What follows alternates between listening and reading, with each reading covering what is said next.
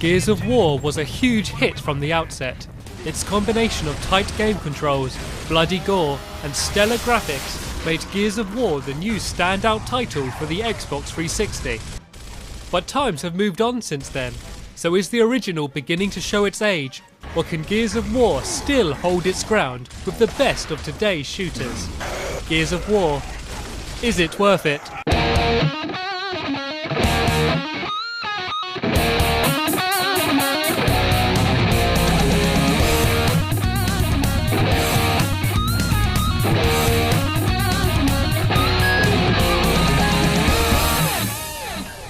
The campaign will take you around 7 hours to complete, depending on your chosen difficulty setting.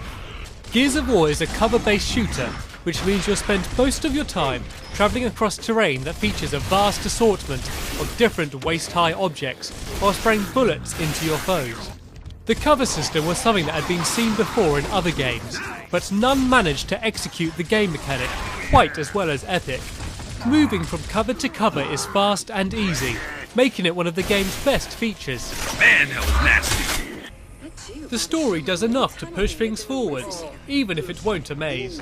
It is obvious that Gears of War was written to have many sequels, as the plot spends more time asking questions rather than answering them.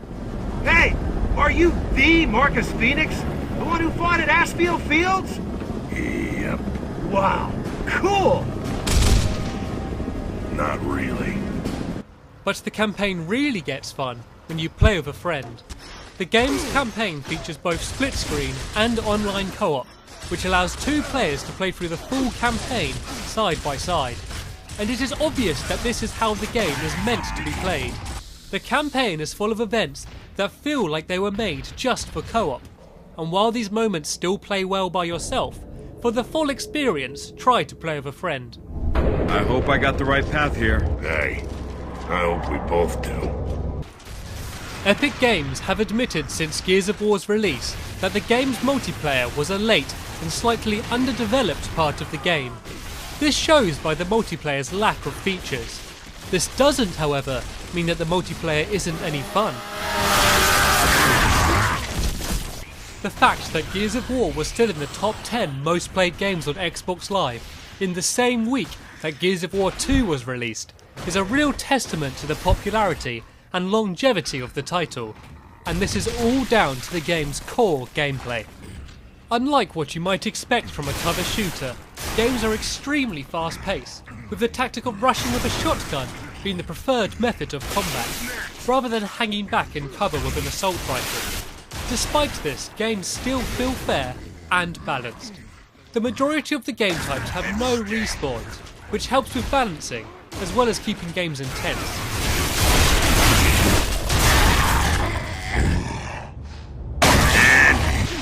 The multiplayer has 4 game types that can be played on a total of 16 maps, if you include the game's free downloadable content. But this is about all of the features that the multiplayer offers. There is no matchmaking system, no theatre mode, no rank progression, no unlocks, and very little customization past choosing the maps and weapons. Thankfully though, the game's core gameplay is enough to keep you having fun for hours. Usually it is anyway. A series of bugs, glitches and exploits that have never been patched can ruin proceedings, including players getting outside the maps, not having a weapon, getting stuck on terrain, and shooting people that are behind you can really spoil games. And being killed by exploits such as firing around corners or being spawned camped can be extremely frustrating. The online multiplayer's host system can also make matches feel outright unfair.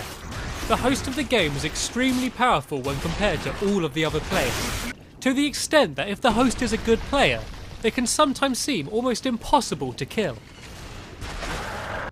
Gears of War's online multiplayer has a very steep learning curve. Most lobbies are full of highly skilled veteran players that, in combination with the lack of respawns, can make learning how to play the game a slow process.